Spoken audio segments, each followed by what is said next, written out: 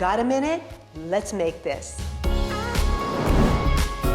No wonder beef stew is a family favorite. It's hearty, delicious, and easy. Here's what you'll need. Stew meat, about 2 pounds.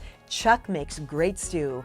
Then 2 large potatoes, a large sweet yellow onion, some green beans, either fresh or frozen, some corn and peas, then 2 cups of carrots, a bit of fresh thyme, 1 packet of French's onion soup mix, and 4 cups of water. Dredge the cubes of meat in flour and then sear in a hot skillet with oil until browned on both sides. Then set aside. Get all of your veggies chopped and ready for the crock pot or Dutch oven.